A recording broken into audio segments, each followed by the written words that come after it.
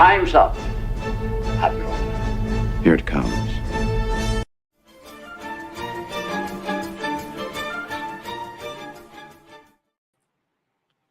Welcome back, everybody, to another episode of Doctor Who Cares Reviews, where we were just pondering a moment ago in the back room how to tackle this episode without going right to the thing that I called.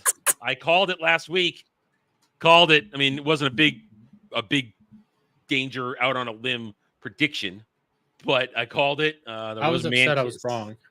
I was expecting pounding. Yeah, I thought there'd be a little bit more. Maybe in the there wasn't time. In all the nothing that happened in this episode, there wasn't time. And anyway, so welcome one and all across all the channels. We're happy to have you all with us this evening. Hit those like buttons, subscribe to the channels, and we hope you enjoy the rest of the show, what you're watching now or on the replay. Hail to everybody in the chat. And hail to Legatus, here to keep the peace across all three. I give Legatus a lot of harshness sometimes, but he's covering all three of our chats right now as a moderator. So thank you, Legatus, for helping out here. Badass. Thank you. But hail, Matthew. Listen, thank you. We're glad that you come back and enjoy this. Thank you very much. Hail everyone else. See you guys. Hail Divining Dragon. Hail anybody else just chatting, not watching. And hey, say hi to the bot. Hi, bot Rix. He said he's ignoring at the Botrix. I know. He's finally given up. Hail everybody. All right, so here we are. We're all here. We thought Dermy might not make it tonight because of being out and about touching grass today, but he made it. And Dermy, that's what he says he was doing. He was actually so excited from the gay man kiss that he just had to go wank one out really good. I mean, I did wank a few out, but it wasn't because of the man kiss. Okay. I gotta say, they even made Millie Gibson look unattractive in this. It's because of those dresses at the time. They're not very and the hairstyle. That hairstyle doesn't work on her. I'll be honest. You got to do something to distract from the scar in her eyebrow. You got to do something to distract from that. I like that scar. I'm not saying I don't like it, but a nice hairstyle. I'm not always looking at it. And today I was always looking at it. So hey, listen. I got a scar in my eyebrow, but you can't see it because it's just small. I ran into a pole once. It was retarded.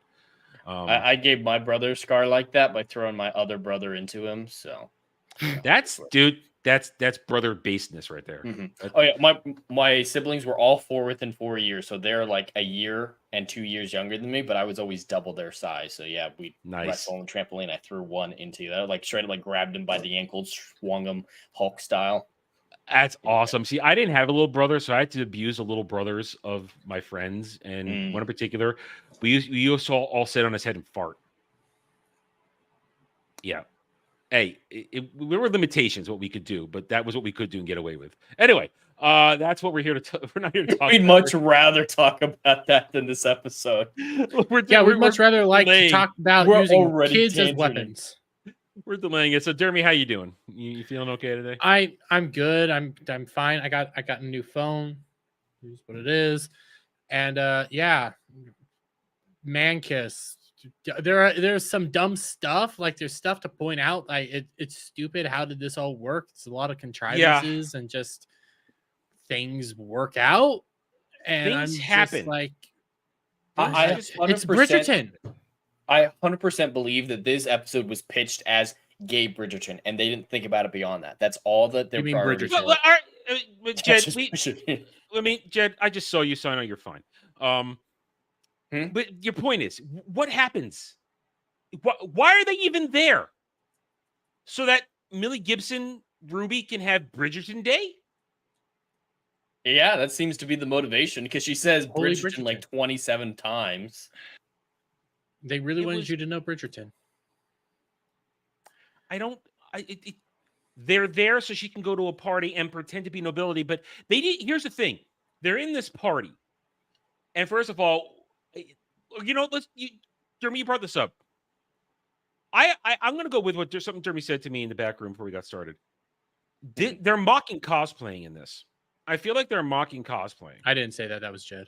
Yeah, that was Jet. That was you. Oh. Yeah, but no, Okay. I 100% believe that, and these stands are never going to realize that because there are some criticisms being labeled from the show and the people who watch the show, like the whole Gen Z thing last week. Gen Z are the only people caring, myself excluded, about the current state of this show.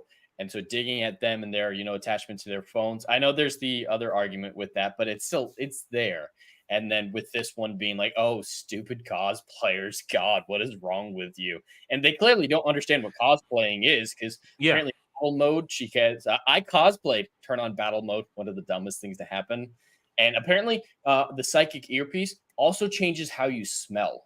So they just kind of threw that one in there, didn't they? It wasn't because of the smell, it was because she was too close to no chick.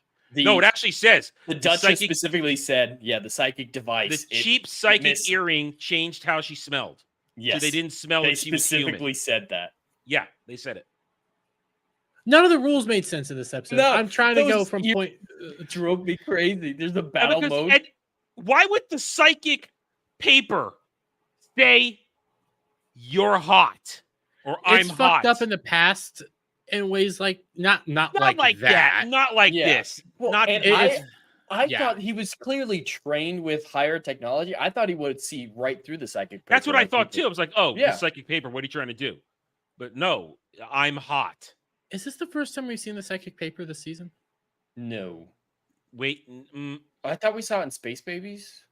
I don't think we did. No. Didn't we see it in Boom? No. Boom or Devil's Court? We didn't see it in Devil's Court at all. That was actually a complaint.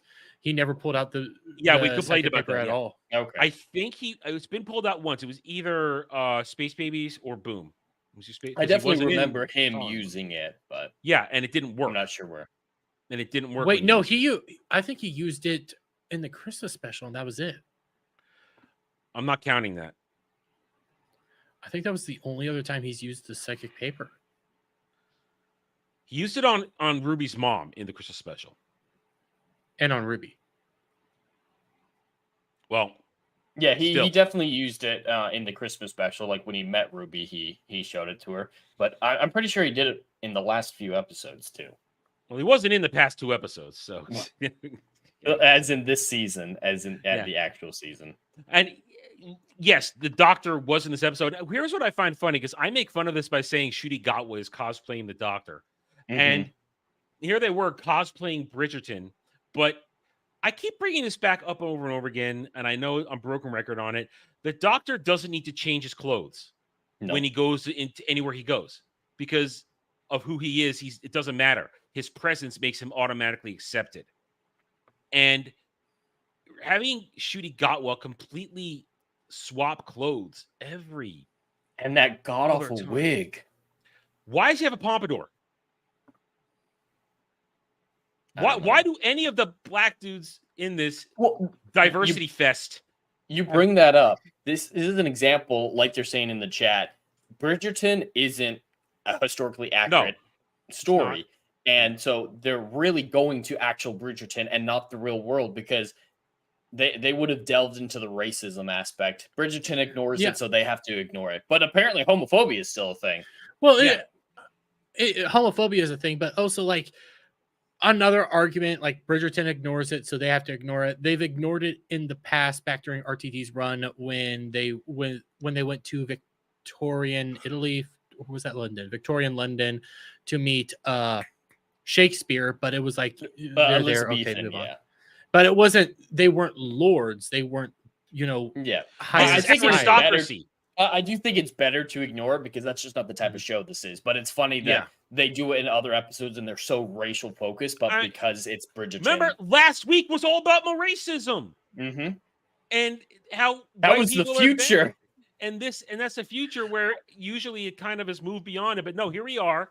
We're in the early 1800s, and listen, I spotted many black people. I spotted a couple Asians. Mm-hmm. There were a couple of Asians.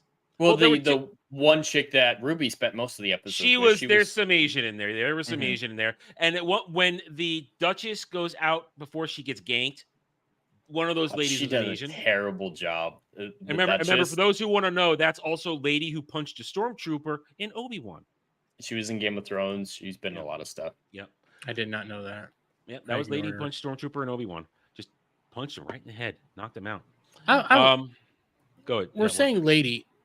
I'm gonna let you finish your point, but what were the Choda's name? Duchess? We got we never got any names, and they're genderless because they specifically say they switch between men and women. So yeah. Oh, and we did get a they them, I believe. Ooh, where? I might have mentioned what's his bucket Rogue when he was talking about his ex-partner. He said, and then they left me. Because this was a ship for two. They specifically mentioned who was your partner. It was a singular. Could have said, listen, you're already gay. Could have just said he. I think they were trying to do the whole like we're keeping a mystery that he's gay. It's like, no, he's gay. We can tell he's gay. This is like modern day coming out shit. This is like modern day coming out shit. Guys, I'm gay. I gotta ask you something. Already knew. Was it just me, or did they change the plating color on the Sonic remote control? Yes, it was purple, wasn't it? Wasn't it blue, and now it's purple? Yeah, it's blue now. It's pink. Yeah. Okay, good. I wasn't crazy. He rarely uses the Sonic. I mean, I hate the Sonic design, but I was gonna say. So he's trapped in the ship, and he walks into that job, gets trapped in the suspension. He's getting burned up, and when he's just keeps turning on the radio, which was just retarded. And he just wanted everyone to know how gay he was. I tell you, this is gay Bridgerton. The only words every scene is this gay or is this Bridgerton? Those are your two options. He's trapped there, and he's clearly been able to hack into the ship with it.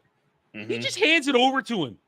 He barely fights, like he's coy with it. But he's already like, you. Like I think they would have said, "I love you" if the episode had continued, and that But that's the thing. Like actually engaged, like the stands. Like, oh my god, he's got to find his fiance. Oh god, he hands over the sonic screwdriver, and then freaks out that the dude has a sonic screwdriver now. It's like, but you handed it to him. You gave it to him. Yeah. Why are you freaking out? Yeah, it's just here. Just here, take it. Just take it. And we finally got a good look at what the sonic screwdriver can do now. It has an eyepiece and the most retarded position ever, and why do you need an eyepiece to find dice on the table when the table's right in front of you? I'm going right to that. I'm going right to that. Those dice right there. That is the lamest. Oh, look, where we appreciate gamers thing. First of all, listen. I have a drawer full of dice right behind me. They're all my die that I've collected over the year. They're in there. Do I have each and every one of those? Yes, but no legitimate tabletop gamer just has one of each sitting there. That's not how we are. We've got 5 or 6 of everyone. That's what we have. Well, you need to roll. Yeah, you got to roll several, like 2D sometimes. So yeah, and so you don't just have one of each. And honestly, most people don't use a D4. I had to use it. It was my little extra twist I put on things for if you didn't roll a natural 20 for double damage, I let you roll D4. And if you rolled a 4, you got double damage, and you could roll for triple damage if you got a natural 20. That was my whole thing. But nobody, unless a weapon is a D4, nobody used D4. It's just to see it's like, oh, look, gaming, look, nerds. Well, the reason they had it there was because his name. Rogue's name was Rogue. When he introduces himself, it's like, it's retarded. Well, when they introduce himself, it's like, oh, could he possibly be a Time Lord? No, he's Rogue because of fucking Dungeons and Dragons. And then it's obviously they're trying to do like a shitty Jack. Oh, and it just fails. Yeah, I thought he was going to be a time agent going into this. That was my assumption, but that's what I got a joke out of it that I mentioned earlier to you guys. It felt like they were the roll for insight was a roll for Gaydar to figure out he was gay. I thought that was awful. Wait, are they calling Dungeons and Dragons players gay? Okay, maybe. No, they clearly don't understand anything that they're referencing. They don't understand how cosplay works. Battle mode is not cosplay. Taking over people's lives and actually living them. That's not cosplay. In actual defense, Wizards of the Coast has made Dungeons and Dragons pretty gay. They've made it pretty goddamn That's true. Gay. They've made it very gay. Yeah. But let's go back to the cosplay thing. The whole concept of these 4 bird people are going to cosplay their way to destroying the world. We're going to cosplay this planet to death. I don't even get their fucking powers. So you shoot electricity somehow, I How guess does it work? absorb a person's life force and then become them. But when it comes to the wedding scene, you do it just to steal a guy's clothes. You don't even become him. So yeah, and then at the same time, they just leave those dead bodies lying everywhere. Yeah, they're retarded. You think they'd be smarter about it because you can compare one to the other. It's like, hey, this is the Duchess. That's the Duchess. Like, it's suspicious. Yeah. We've done Doctor Who with shapeshifter before. A smart shapeshifter, when we've seen as a villain in Doctor Who or any show, usually eliminates the original body so they can continue to pass off. But these ones, it's like, oh, we're just leave dead bodies lying everywhere, and people are gonna find them because we're so high on our cosplaying bad actions or desire to cause chaos and murder. What? Because they're I don't. And did I want to make sure I heard this right. I might have misheard this. Did at some point Rogue say that they're televising this to other? That people? was the doctor said that Bridgerton's been televised throughout the universe, so they're all fans of Bridgerton. So they went there to portray Bridgerton. I might have been doing something else at the same time, so I might have only heard part of that. But they were in love with Bridgerton too, so yeah, they're saying that the bird people are bad for doing exactly the same thing that Ruby was, without the murder, of course. But she was trying to wanted to get railed. Come on. But then the first chance she has to get railed, she's like, "Oh my god, sexism," and walks away. Mm-hmm. She really goes hard in the feminism. Oh, yeah. Modern day bullshit. She has to keep telling she's to what eventually turned into other bird girl. Bird girl. The whole she's just laying on thick. You can be so much more. You could do this. You could do that. What's going on here? What are you gonna take her with you? Drop her in the 21st century? Like she started following them because of Bridgerton, and I want to watch the salacious action, and it's like, dude, this is boring, this is lame. And honestly, I don't even watch Bridgerton. I have no interest in Bridgerton. It looks stupid as all hell, and all I'm thinking is this looks like over emotional acting from a high school play. It's bad, melodramatic. Yeah, it's melodramatic and crappy. It's soap opera without the hot people, because that's one of the things soap opera usually has going for it. At least there's hot people in it. It's just a soap opera without hot people. And we had Emily, but those dresses don't do them. Those dresses are bad, and those hair. It's all ridiculous. So what we have here, then, we've been dancing around it, so we might as well just frolic towards it. This whole episode, everything they do is just so we could have man kiss. Mm-hmm. All it was. Just so we had a man kiss, and so Shooty Gatwa can cry again. Ugly cry, not just cry. Ugly really cry. Bad. Yeah, that was twice. I mean, everybody's seen it at this point, so I'm going to bring it up here. We'll share it with the Oh wait, wait, Adam, you got to open it up first. There is. I was watching it, and as I was watching it, I'm going to zoom in on it too. As I was watching it, I just stopped and I said, "Screenshot." And this encapsulates Shooty Gatwa in this episode. So here you go, everybody. It's so. That is the definition of ugly crying. Did you realize he didn't save the day in this episode? Yep, he did not say. You are exactly correct. I was going to get there. He didn't save the day again. He did for a moment. You think, oh, look, he got them into the trap. The doctor actually did something, and he's sort of giving a doctor speech. What? I don't even know how he succeeded in doing that. Yeah, how did those other two things, the two other pieces of it, get there?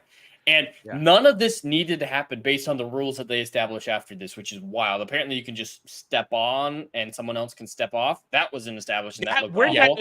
I mean, that didn't feel right. You could have just done that with the actual bird lady that he threw on there. Just take a second, grab her, throw her on, grab Ruby. Like, he could have done that all at once. but exchanging, because Ruby and this Rogue didn't need do to not happen. share.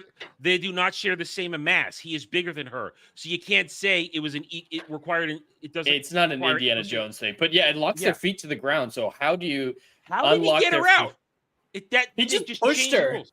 They changed the rules because this is also retarded. So he's ugly crying here, as Dermy says, and I really like that term, ugly crying. He's ugly crying here because Ruby decided to cosplay evil bird people because she turned on, as we mentioned before, she turned on auto fight.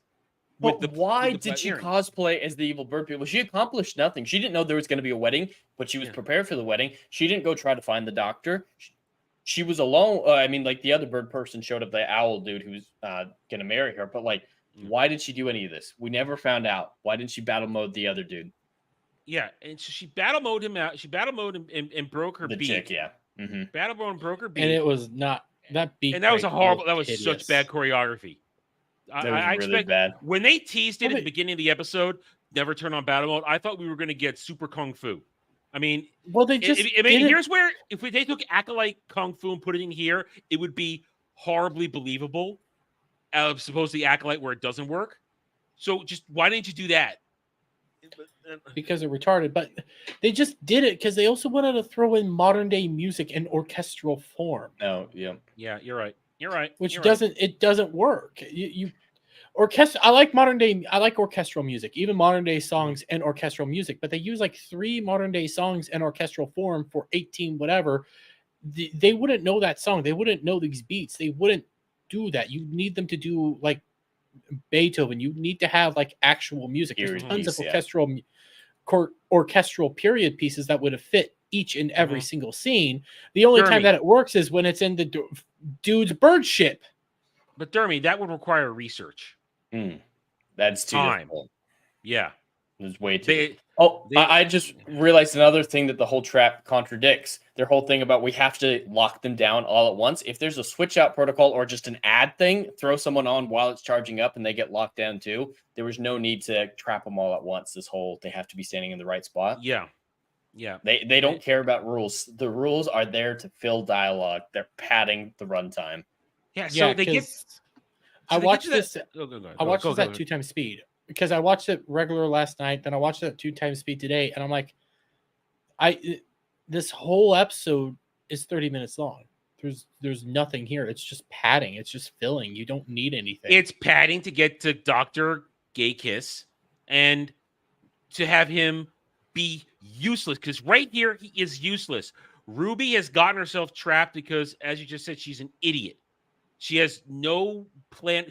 A real companion would have gone off to find the doctor, not inserted herself into this without any sort of unknown, without any knowledge of what's going on. So she inserts herself in there, gets trapped, and then Doctor, it's me. The real doctor, I don't know, would have figured out how to get her out of there instead of just he says to her, Rogue says to him, "Oh, you're going to can you sacrifice her to save everything?" No. But the real doctor would have just gone, "No, like absolutely not. This isn't a evil sad crying. Like he'd figure out another way." Yeah, but always another way. Yeah. Again, the rules don't make sense because it kind of seems like the Chota, when they take over somebody's body, they also get their memories and stuff so they can at least interact in the world the way they should be interacting. So then if Chota Ruby is like, nothing would have convinced him, because if the Chota have the memories, then she could have just said anything and it could have still been a Chota. And it also doesn't make sense in that moment they've all revealed themselves. Yeah, for the wedding. So she would be in her bird mode if it was her. And I'm bringing this up too. So part Asian chick who turns out to be a bird lady who Ruby spends all the time talking about feminism with. A blackbird lady, thank you very much. Yeah, she goes from Asian to blackbird lady. When did she switch? Was she always bird lady? I think so. I mean, Ruby was with her for the majority of the episode. She was just cosplaying, rejecting the... Okay, so that's my question. Dude. So when they were alone, they were doing it for themselves without an audience? I guess cosplaying alone has its merits. I mean, I cosplay alone a lot, but I don't to public. Certain types of cosplay when you're alone, hello, officer, lady officer, if you pull me over, can That's I get out of this? Role playing. What can I do to get out of this ticket? You know what I'm saying? But Jed, you know what I'm saying? But I mean, Jed, you just said it. That's role playing. That's not cosplay. Yeah, there's a difference. I know you're ruining my joke. No, it's more all over LARPing. You know what I mean? Yeah. You know what I mean, though. No. Your point is well made. We're just criticizing the episode. Yeah. But it doesn't make sense in that moment that they're putting on a show just for themselves. If we're doing this, and you got it right. You just said it though. My attempt at the joke aside, that there's a difference. Cosplaying and LARPing are two different things, and those who know the term LARPing, live action role playing, there's two different things, and they don't LARP in this. They haven't been LARPing. They don't even Well, they've been LARPing, but then they're saying that that's cosplay. It's it's all over the place. It's all over the place. Yeah, cosplay doesn't include taking over a government and making an empire to kill all people who don't look British. Which, I mean, if we look at to be honest, if we look at this world right now, that who doesn't look British? Yeah, how diverse that England was. I was going to say that all the diversity all over that party, a lot of them didn't look that century British to me. Well, and that line in and of itself is really bad, but we can compare it to another movie we watched recently, Adam. I believe it was in Last of the Mohicans, the line, we must make the world England. Yeah. Remember that? That's it's the same mentality, but it's such a better context with much better line, dialogue. Dealing with manifest destiny, that type of thought process. We have to make the world our way of thinking, our beliefs, our kingdom, not we have to racism everybody. That's what it is. We have to racism everybody. This show doesn't care about a story. It doesn't, because I saw the chat asking it. We're asking it. What's the story in this? There's 6 bird people wanted to play Bridgerton along with Ruby, and they wanted a Bridgerton episode where Doc Gay Shooty Gatwa does man kiss. And they even had a shove in the grandma. It's like she's finding some way to add her in. Well, they had to get Susan in there next week. Next week it's all gonna be revealed, I guess. And it's the two-parter. It's releasing both next week, right? So next week's our last one for Christmas. No, we found out we're wrong. We were wrong. They're only all right. We'll talk about this more in a bit, but they are releasing both episodes next week in the theater, but they're only airing the first one. What? If you're going to release both in theaters, you wait till the second week. That means there's going to be people out there running around with the knowledge of what's going to happen a week from that point. That's retarded. I feel like I need to buy a plane ticket just for a day. Jeremy, you'll get murdered if you go to London. Well, that's true. How many people do you think are actually going to watch it? It might end up on a Pirate Bay site, and we can do this both back to back anyway. Maybe we'll find out. But we'll end up on Daily Motion or something like that. God, it's clearly somebody didn't think this through. Somebody did not think it through. Do you think somebody's thinking when they're making this at all? I know. But, no, they are thinking let's have gay marriage proposal. It's and then storytelling. The only time they finally set something up, and it was stupid. But it's always and then. There's nothing else. Hell, this wasn't even Doctor Who. I keep saying it, but take a look at Rogue Ship. That's not a ship from Doctor Who. That's a bird. It's a fucking falcon. When have you ever seen something episode? So everything's bird themed. But it's so gaudy. It's so fucking gaudy. It's over the top. It has a specific look, and it's like this doesn't feel like Doctor Who ships. This This was written. This episode wasn't even written by Russell T Davies. It was written by 2 people. Two women, I believe. Who have that explains no concept. A lot. They have no concept. I'm actually looking them up right now. Okay, but they all worked on Bridgerton. Oh, please. All right. Please. The one lady, Kate Herron, she's known for Loki and Sex Education and Daybreak. Oh, that's winning. That's winning. Oh, Those are all Sex terrible. Education. Daybreak That's where is- we got this. Yeah, Shooter got what? But Wait, if you guys haven't Daybreakers? seen Daybreak, no, just Daybreak. Oh, I It's haven't a seen it. zombie show. It is Yeah. terrible. There's a Wait. 10-year-old girl going around about how much she hates cis white men in the zombie apocalypse. Wait, are we thinking of the same one, or end up having black samurai dude that's gay for weird buff white guy who can't speak and just grunts the whole time? I have no idea. No, what you're it's talking all about teenagers. Like the zombie apocalypse only affects adults, so only teenagers are Daybreak. alive in the world. Yeah. Yeah, it's just Daybreak. We're talking about the same thing, and then it turns out like the girl the main character has been hunting for the entire time becomes bad because girl boss. All right, and the other person, I can't pronounce that name, known for the Inside Man. Well, Judy wanted to be that inside man. Oh God. Oh, those are actress credits. For writer, this is the first thing she's ever written as a writer. It shows. Let me check the other one to make sure. Were you looking at the right one? Oh, no, I was looking at all the credits. Maybe those other ones were acting too. Yeah. Okay, writer. This is her first writing one as well. So both writers. Wow, it totally shows. The Kate one, she's directed a bunch of stuff, but this is her first writing one, and they're co-writing The Sims together, which is in development later. So the more I'm looking at all this, oh my God. It explains a lot about who they are. They're not anything. They're failed.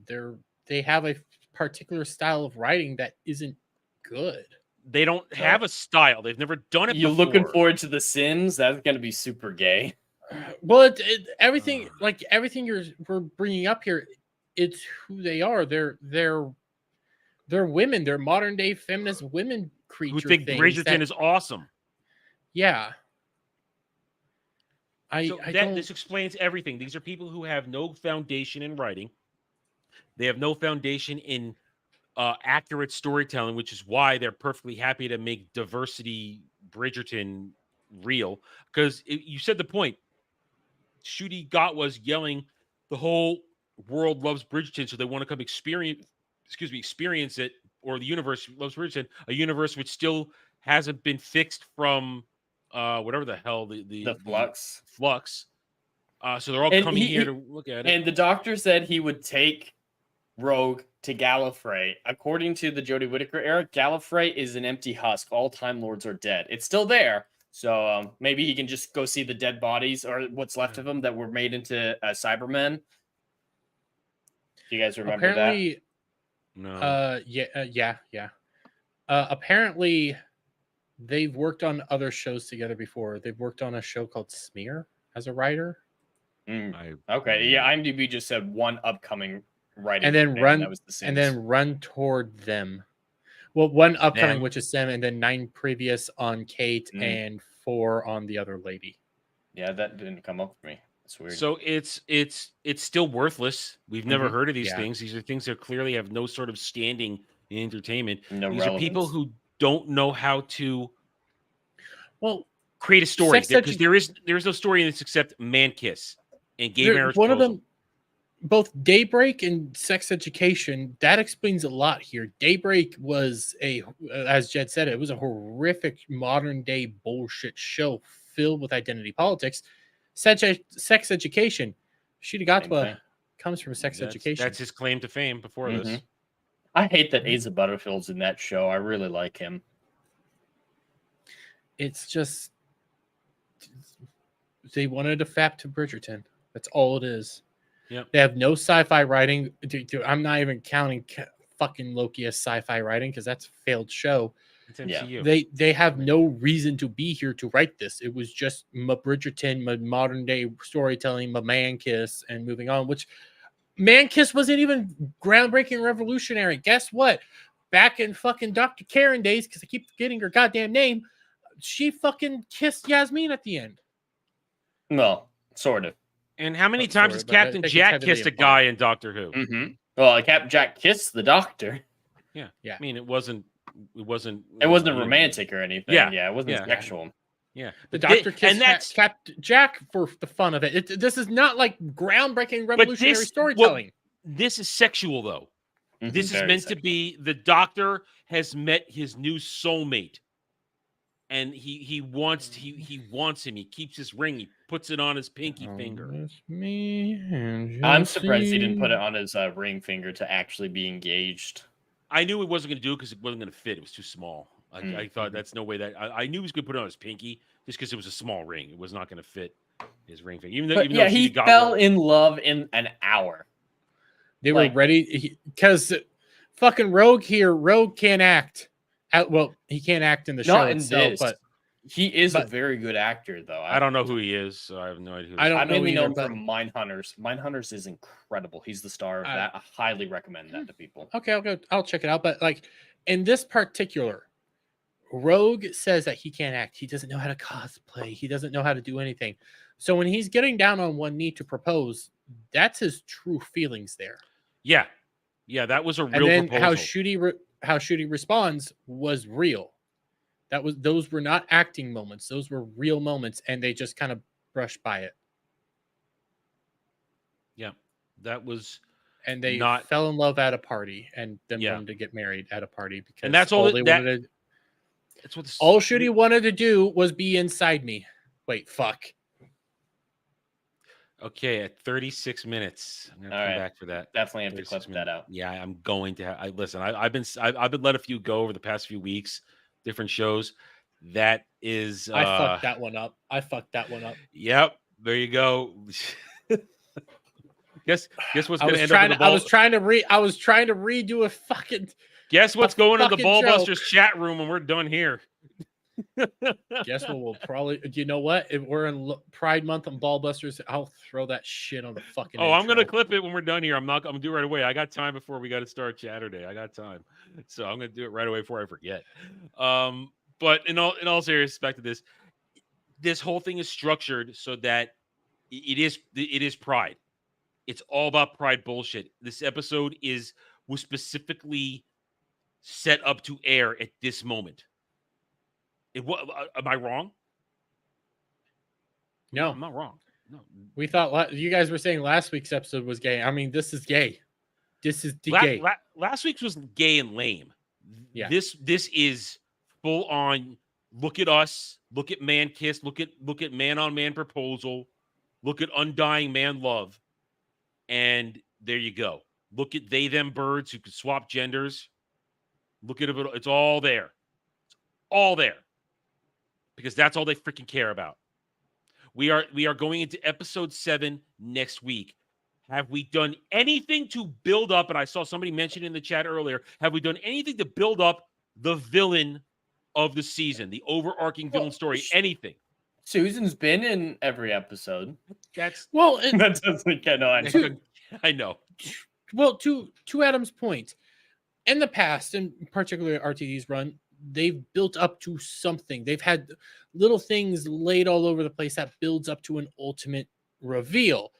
You know, beginning Bad Wolf. You then go to like the end of Tennant's run. It ended up being the Daleks doing not. This is before the end of Tennant's run, but the Daleks rounding up all the planets, taking them out of time, and they were like building up to something. What have we built up to? What have we done? All we have is Susan everywhere. And I pose we pose this question over and over again. What episodes do we actually need to watch thus far for any actual plot and story to the overarching season? Well, how? Go ahead, Jed.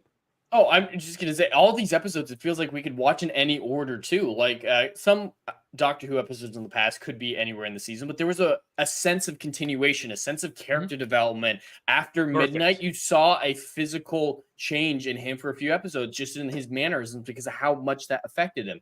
Like, these episodes had to go in a certain order for the most part. These ones don't need to be in any sort of order. You can pretty much watch the Christmas special, and then I'm guessing you can go into the finale and just say, oh, by the way, this random chick, she showed up in every episode, but they're going to show you 20 flashbacks of it, I'm sure. You're absolutely right, because you think about it like this. In every previous real Doctor Who season, you're right. There are sometimes you can say, okay, maybe I can watch this episode out of order. But you can pick out when things happen because characters have actual development and change. Companions feel different depending on what's up. Whether you like it or not, and most of us don't like it, you know when you're past Clara just being a companion and when she's trying to be the Doctor. You feel changes in Amy. You feel changes in Real Rose. You feel everything. There are points where we realize, okay, they've gone through shit, that we've had character development. Ruby feels the exact same way the minute we met her in Christmas. She's not even like particularly more brave or assertive. Like at first, Rose is very nervous, very much like, what do I do? What do I do? But by the end of it, she's fully going on her own, wandering off, solving problems. Yeah. And that's the case for most companions. Of course, they start shy and then they build up confidence to the point where it doesn't matter what expertise they have. Unit wants them because of how assertive they are. Yeah. And they made the joke about that in the last episode. It's like, you don't want Ruby. She will provide Unit nothing. Yeah, and of course I don't want to leave out Donna. Track Donna's literal progress as a character throughout her entire run. That's a true character arc and story of everything she goes through and becomes and what she turns into in the end. Dr. Donna. It's an actual thing. Ruby's done nothing. All she wants to do is go to Bridgerton, go to the beach, and you can't count. Shallow. It's so shallow. You can't count 73 yards because guess what? Didn't happen. Well, you can count 73 yards in the sense that they wanted to go to Wales. No, I mean, but she didn't do anything really in the episode, though. Her the whole Prime Minister thing was pointless, non-assertive. Yeah, her whole story in there, that even aside, it doesn't matter because it never happened. Yeah. Flip.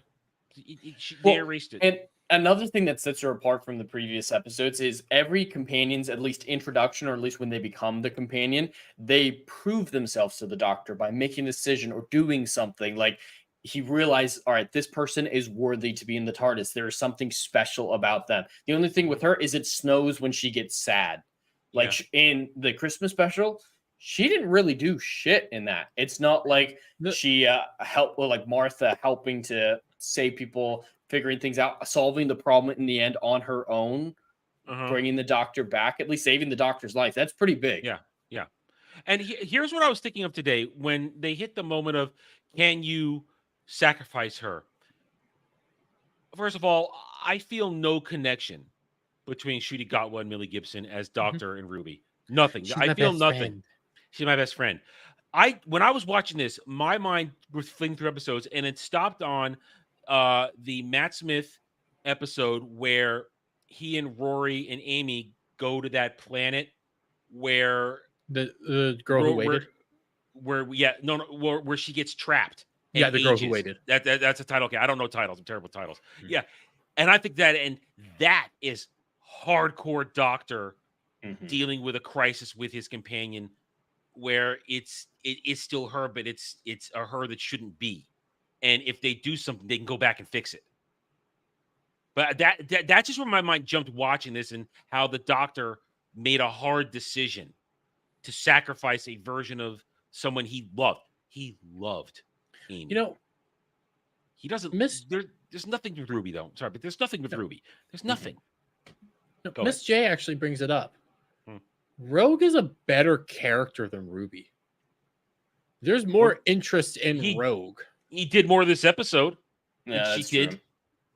He at least has something. There's stuff I know they could never actually write him, and I highly doubt they're ever going to bring him back. But there's something there. I want to know, who's your big boss? What's going on here? If you were good writers, I would like you to delve into Rogue. Who hired you to do this? You're a bounty hunter. Yeah. Who wanted these people captured?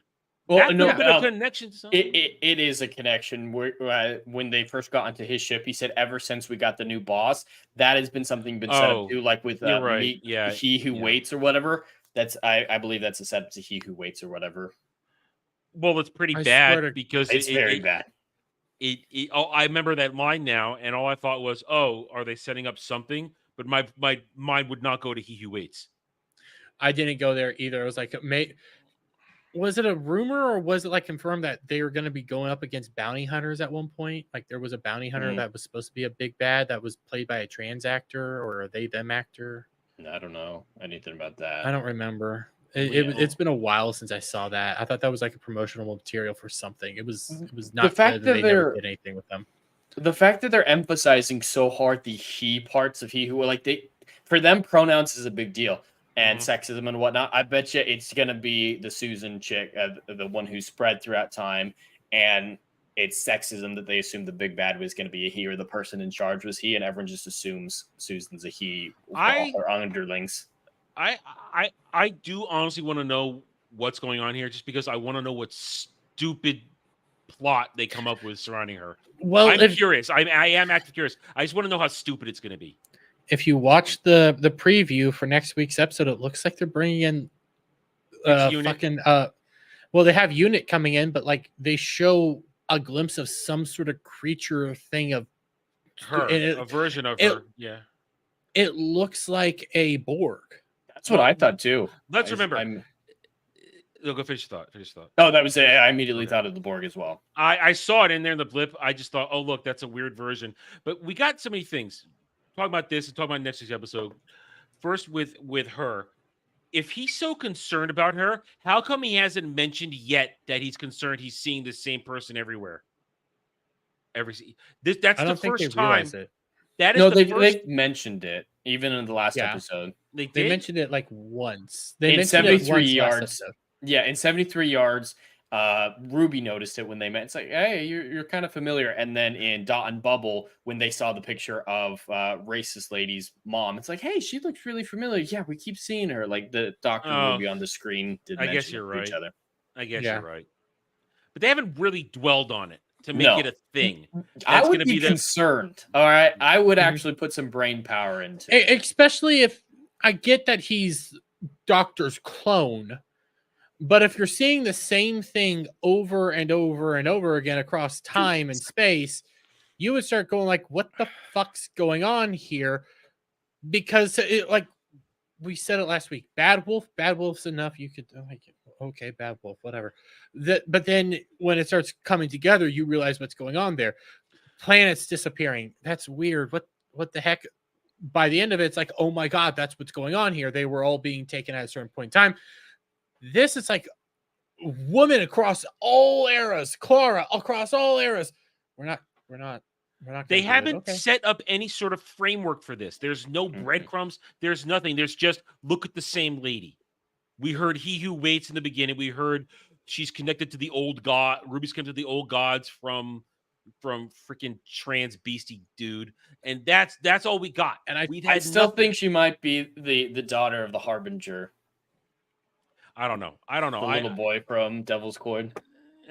I don't know. Well, because we're getting to next week. We saw clips, and now we know this is the Unit episode where he comes out, give me the lovin' from the trailer. We know that we're getting Manhand's Rose. Jason Noble's coming back. We know there's going to be a tiny person on a scooter. Probably the wheelchair lady again.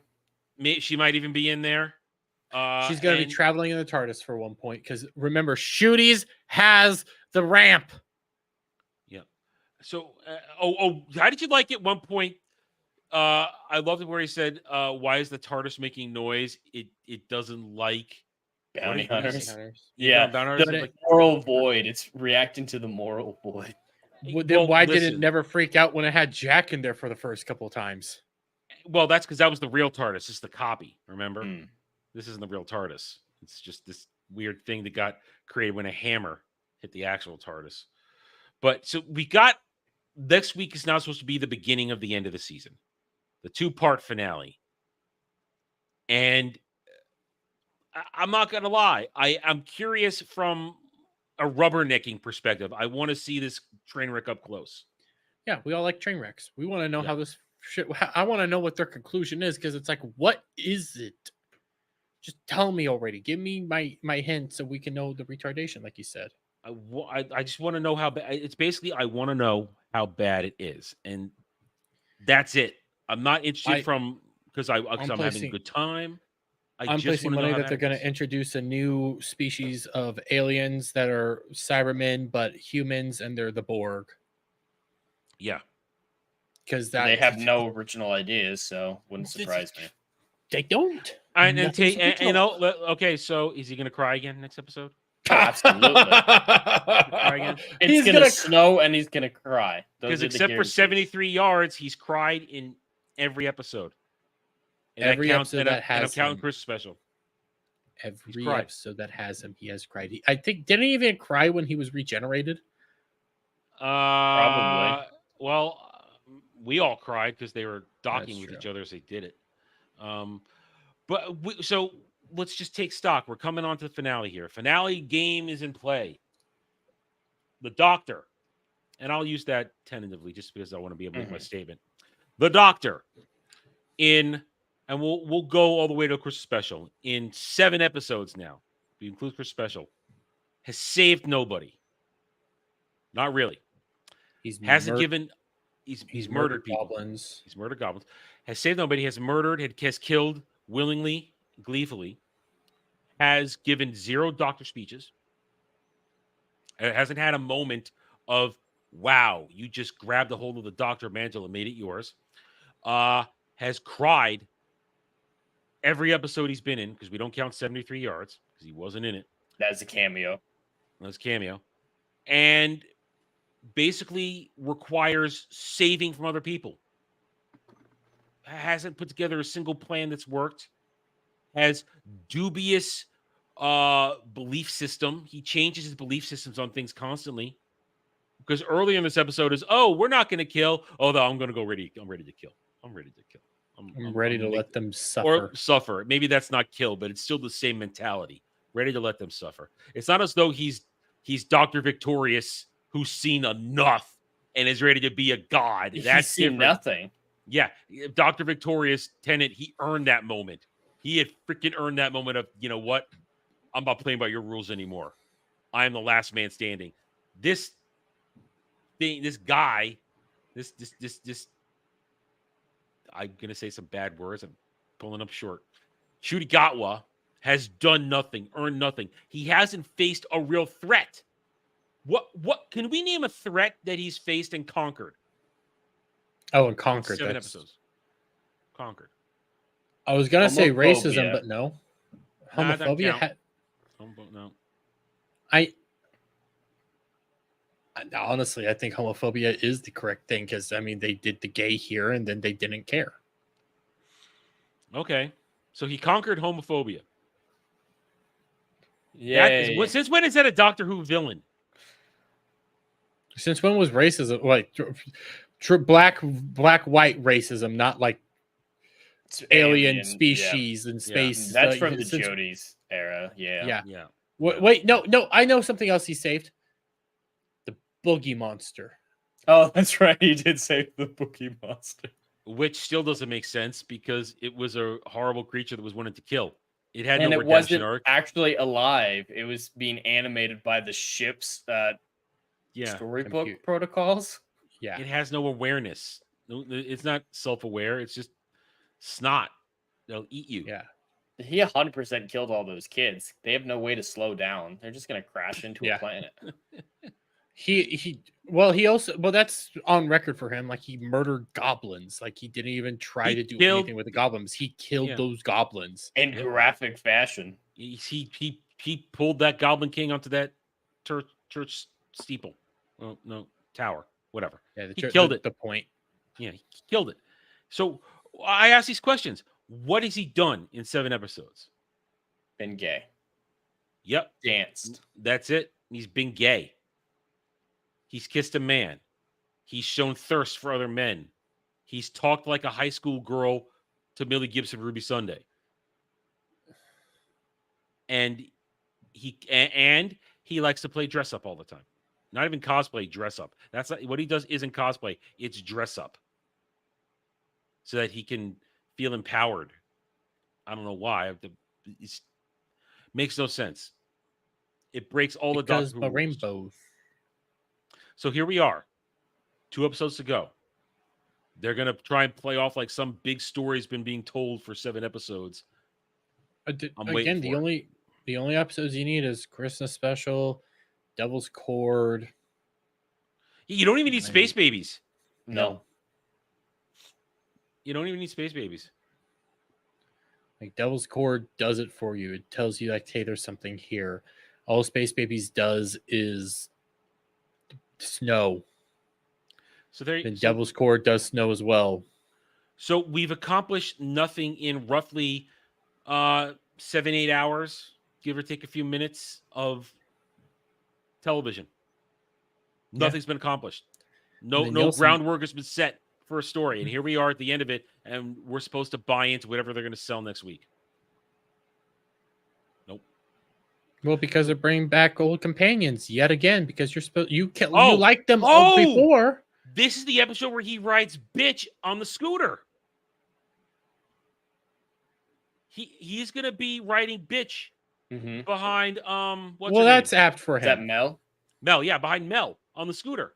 We know from the trailer he's gonna be holding on tight to it. I hate that they're using Mel so much because some of that later classic Who stuff wasn't good whatsoever. So she got the short end of a stick. So she deserved redemption, and that makes this so much worse. Yeah. Yep. And here's what I'm going to ask this now. I'm going to ask it again this week. So we're going back to London, current time, and Jason Noble's going to be there. This doctor has nothing to do with Jason Noble. Nope. Why is Jason Noble going to be in this episode? Why won't David Tennant be in the episode then? Because he lives with Jason. But that's a different reality. Haven't we established that's a different reality? Well, then is this a different Jason who's never met this doctor? I don't fucking know. That's why I'm bringing it up now. I want you thinking about this. I'm shocked that Jason isn't the companion next season instead of Monday. I thought for sure that's what they were going to do. It would. So if I'm using their retarded logic, Jason would be the most logical one to choose. Yeah, it's not good, but out of all your guys' logic, Jason's the one that maybe checks all the boxes. Wait until he turns 18. Oh, that's only if he didn't have bottom surgery. It doesn't matter. Oh, didn't have bottom surgery. You're right. I got that. I was still caught up on Jed's very, very, very dark suggestion. I mean, there's a very high % chance that we won't have to worry about Jason anymore. What is it? 47% chance? Yeah. This took a dark turn. Really dark turn. Hi, everybody. Welcome to Doctor Who Cares Reviews, where we talk about the important matters. Listen, you said Jungle Monkey multiple times last night. Dude. Shit. We're also on Jez. Now I feel bad. Fuck. What's my channel? Listen, did you get demonetized last night? No, but we got limited. Well, I can always get limited on most. This show and Driver are the only two shows I don't get limited on. I always got to request a review. I was honestly shocked we weren't full-fledged blocked or age restricted because we got bad. We got retarded last night. We got really retarded. But so there you go. So there's all kinds of inconsistencies and stupidity next week. Here's what we got to look for next week. Are they going to mention 14 next week? And then will that question what we're talking about? Multiple realities, multiverse, and all that shit that they've talked about in ancillary crap outside the actual main show, but they haven't actually mentioned it in the main show. And we're supposed to buy into it. I'm just curious. And Bleeding Edge Studios, we don't know. That's what we're questioning right now. We're in the final episodes. We don't know. We have no idea. There's a theory that the true villain of the season has been humanity. The true villain, it's white people. Okay, let's just say it's white people. No, the idea was that humans are evil and irredeemable, and the Doctor's fighting humans. And there's parts of it that make sense, but other parts where it's I don't. Doesn't make sense. If that's the truth, then this week doesn't make sense. He was fighting bird people this week. Well, and that's just antithetical to the Doctor as a person, always seeing the good in people. Yeah. Well, they don't. This isn't the Doctor. The Doctor threw away the good in people at the end of the 60th, where he specifically said, "You humans are to blame for all this hate in the world." They don't know what the Doctor Who means anymore. So when I hear that the villains are the villain is in reality humanity, it kind of feels apt. But then, Adam, to your point, yes, it was bird people that were the villains this time, but humans made Bridgerton. That is such a stretch. I mean, the people who made Bridgerton were villains, so they are villains. That is true. They are real villains. Adam, I get that it's a stretch. The show does stretches. I know. So there we are. I mean, as we said before, we didn't have any freakouts today. This is rolling our eyes at this point. And after that, it's time to ask the question we ask every time. What do you think the overnights are tomorrow? We know my answer. 1.9. I'm with you. Under 2. Under 2. I mean, after racism last week, Dermy, you can't think. With the exception of 4, we've seen at least a few 100,000 go down every time. So and it did go down 500,000 last time. That's still a drop. I don't think 150,000 to get a little bit below is a stretch. Yeah, I would bet. I want to say under 2, but I'm gonna say 2. You say an even 2. I'm gonna say around an even 2. That's my bet. Like 2.4, maybe similar to the 2.04, maybe 2.1. That's my bet right now. I know that's cheap, but there's something. Yeah. The stands are retarded as fuck. Well, you're getting the last stands. Week was bad. I'm not getting any of the stands right now. You're getting more of the stands than I am. I mean, I even released a clip of what we talked about last week. Something I didn't get any pushback on it. I got nothing from the stands last week. Last week was bad though. It was bad, and the Nielsen data for the first episode finally dropped. Oh, do we have it? What's not on there? Oh, so the data didn't drop because it didn't track. It was below in every category. We have no numbers for Doctor Who. We can gauge that it's less than a lot of things. Clarkson's Farm was on there, and that had 243 minutes watched. That's 243,000, I believe. And that's million, excuse me. And if Doctor Who's losing out to Clarkson's Farm, it's a disaster. Yeah. It's never tracking on Samba. I know Samba's inaccurate as well, but like this is the data we have. Samba's accurate to the extent that it's a harder number we can actually elaborate from. Yeah, and you just only ever compare Samba to Samba because of how restricted it is. But it's not even showing up in these places, so it's irrelevant. Disney's not going to cancel it yet, though, because they're contracted, because they're retarded and never cancel anything that they should. I think they'll get through next season. I don't know if they're going to do a third season. Yeah, no, I mean they have this contract. They're contracting for the 2 seasons. We've said this. I think we've agreed on it. The next season Christmas special will be it. It might be Hopefully. They will pull the end plug. of 2025. That's a good decade. 2 decades. I mean, RTD, BBC, Disney, they have nobody but themselves to blame. The moment you made that Disney deal, the moment you did that, you doomed your show to death. Yeah, you're not giving it to your audience first, and then on top of that, Disney Plus is a dead streaming service. 153 million subscribers, and nobody watches anything. They watch old stuff. My sister was talking to me how she's happy that we have Disney Plus right now because of other stuff, whatever reason. And she's like, I can watch all these old shows, Boy Meets World, all the old Disney movies. I don't care about the Boy Meets World. That show.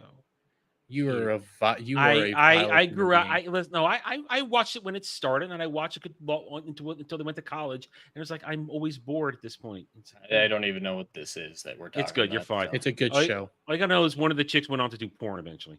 Ooh, probably more than likely. Probably the redheaded she one did. that She doesn't come did. back. She did do porn, and I've seen it. It's not bad. Anyway, hey, of course I'm gonna go look it up. No, it wasn't her. No, I think she quit acting, I believe.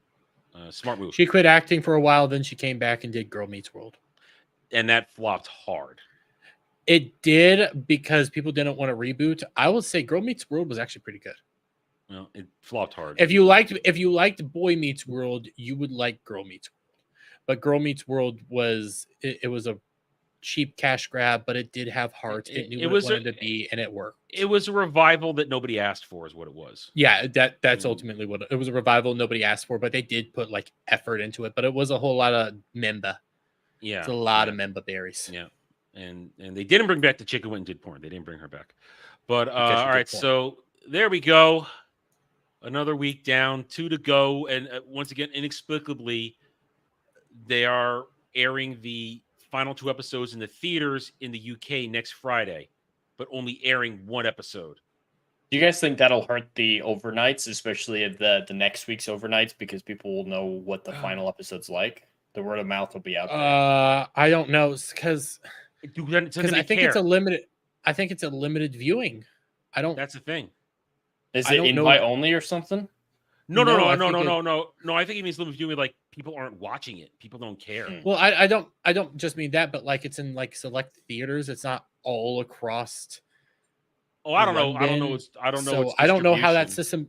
I've heard Az talk about it a little bit because it was supposed to be there, and he thought maybe I'll go check it out. But it's as what it sounds like. It might only be in London, and if it's only in select theaters, then what's the point? What's the point in the first place? There's no point. You don't have an audience for this show anymore. Even with the days later numbers come in, that's still pathetic. Nobody shows up for this show online, or they won't show up in the theater because you made a show for Twitter, for people who are activists. You haven't made it for us, who have been there for a very long time. I mean, I became a regular good fan, a fan who was interested in everything when New Who started in 2005. I'd seen a little bit before, but it didn't grab me. But I got a little older, and I started to be more interested. I started to think about these things more, and then I got interested, and then I followed it for all these years since then.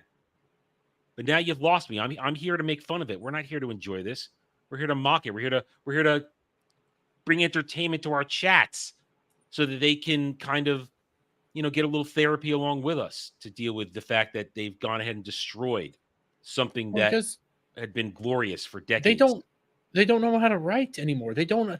No. Oh, we've been mentioning like this episode, but every episode is a retelling of something else, from whether it's old Doctor Who, they're retelling it and doing it bad, whether it's freaking Black Mirror episode, whether it's a Twilight Zone episode, it's always something from somebody else that they do horribly, and then say it's Doctor Who. These are sci-fi things, except for Bridgerton. See, it works, but no, these are. They refuse to make a Doctor Who episode. Yeah, that is the best way to put it, Jed. They have refused to make a Doctor Who episode this year, or when they made these last year. They've refused. They've gone out of their way to not bring in classic Who villains, and Toymaker doesn't count in the Christmas special. That doesn't count. It does not count. They've refused to bring in actual villains, classic villains, because they're not making it for people who want to see that. It's for the people who want to go, Bridgerton, yay! That's who it's for. I guarantee it. Guarantee it. But what? I just read what Dragon. RTD admitted he didn't need to be original. Taking another story was okay since he was tailoring it to a fresh audience. No. That's what we just said. They aren't making this for us. So creative bankruptcy is okay if the people haven't seen what you're plagiarizing? Yeah. Apparently. I guess so. Well, I mean, he's failing at plagiarizing himself. So, and that's the thing. He's plagiarizing himself. That's the real sad thing. He's taking from his own successful creations and creating it for a dumber audience. It's all dumbed down from what he originally did for an audience that cannot handle critical thinking. So there we are. Well, example of people who can't understand critical thinking or aren't fans of the show. The Daily Mail is actually running with it. This is the first ever gay kiss in the Doctor Who franchise. Bullshit. They said franchise. They said franchise? Let's see. Doctor Who. Let's make sure before we condemn them completely. Doctor Who makes history with first ever same-sex kiss between these actors as fans praise their electrifying chemistry. Let me see. We've already talked about in our show today how many times man-on-man action has happened in Doctor Who. And it was done within the story. Woman on woman, too, with Deep Breath. Peter Capaldi's first episode. I mean, that was a lizard woman, but there's still a lesbian kiss in the show before. They're and we didn't care. We didn't care. They're dodging this. When I'm looking at this title, they're being very specific with what they're saying. Doctor Who makes history with first ever same-sex kiss between actor Ncuti Gatwa. It's the same shit saying that they're the first two. They've kissed each other for the first time. Yeah, that's how it's going to come off. We got with the Acolyte the other day, the biggest release in 2024 on Disney Plus. Well, it's the same thing that we've seen. It's the same thing we saw with Collider. This is the biggest episode of Doctor Who ever in the new series because this is a reboot. Yeah. This is what it's all desperation. It's desperation. It's feeding the people who are going to keep their very slow, rickety, barely on the tracks hype train going, while we sit here surrounded by actual fans in the chat who are just commiserating with us in this, who are gone. And this is us winning. Let's be honest. We can sit back. We're detached from this now. We're not looking at this with broken hearts or like we're not wringing our hands.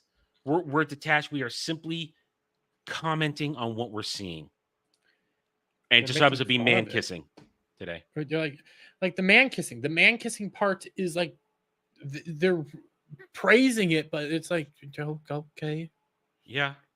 And Jodie was gay.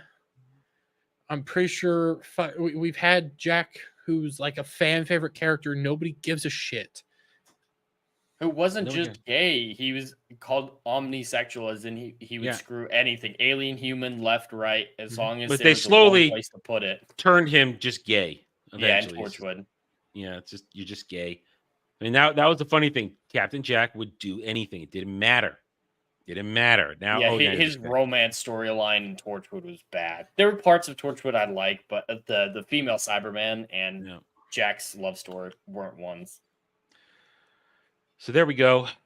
2 more weeks, and then we'll be back for the Christmas special.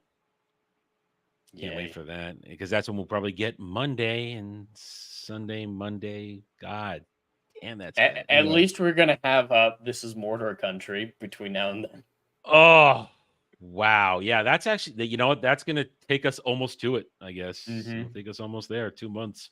We'll have a little bit of a break between. Yeah. Hey. What? Actually, Adam, you're not going to care. I at least get a reward next weekend. What? House of the Dragon. I care. I'm reviewing it. You don't care like I do. But that's my point. That's why my review is unique. I don't care. Yeah, I'm looking forward to it. The first season was fine. Yeah. So we have something to look at. We have something other than shit to look forward to. We have like we have something nice. I'm still looking forward to Arcane season 2. I don't know if you guys care about that. Yes. I'm very worried about it, but that's November. I'm so that's worried November? About it. Yeah. I'm worried, but season 1 was like, I'd say it's the best thing Netflix has ever made. I mean, they didn't make it themselves, but the Netflix original, the best. That's the key. Original. That's the key, though, Jed. When it comes to Netflix, if they make it, it's probably going to be shit. If they have somebody else make it, it'll probably be good. I'm willing to bet it's still going to be good. They just distributed it. Yeah. And guess what? That's a show with a lesbian and kind of lefty-looking characters that it's a very diverse show. Yeah. So I didn't care about it. I did not care. Good. The writing in it is top notch. Adam, you would like it. I'm not into League of Legends. You don't need to be into League of Legends. I know nothing about League of Legends. Doesn't come into it. Still don't care. Anyway, I'm not going to watch it. More people tell me to watch something, you know what's going to happen. I'm not going to watch it. You know what? Well, don't fucking watch it, okay? Yeah, don't watch it. Yeah, like instant reverse psychology is really going to work on me right here. Anyway, let's wrap this up. Dermy, what you got coming up? We got Saturday Charity here in roughly 30 minutes or so. Might be a little late. I just need to get some food and set a few things up, playing some games. I will have some to discuss. I can't speak. Use your words. Discussion points to do that. I might take some of it solo. I might pose it to the whole people that are there, because there is some drama stuff that I kind of want to have my take on, but I think it would be best if I just do it for charity, because more people like it there on charity than on Ballbusters. Yeah, it's better there. Then I will have my Doctor Who review, like my personal one, out hopefully tomorrow by noon. Probably not, so don't bet on it, but I will put those out there. And then of course Monday I'll put out my viewership scores, because I also have Nielsen data to further my point that nobody gives a fudge about it. Oh, I can't wait. And then of course the Acolyte, which I'm period blood Force users. Let's go. I am so ready for episode 3. And then of course next Sunday I will also be doing House of the Dragon reviews. So I'm looking forward to that. Mine are going to be more, hey, I enjoy this, so let's talk about it. Because I don't just hate things. At least hopefully. Mine's just mine's going to be, I'm watching this and I'm going to tell you if I'm amused. I'm going to tell you what I think about it as I go through it, just because I have no horse in the race.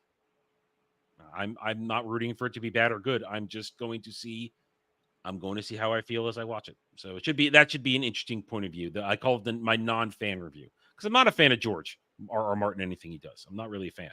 So we'll see what happens. Jed, what you got coming up?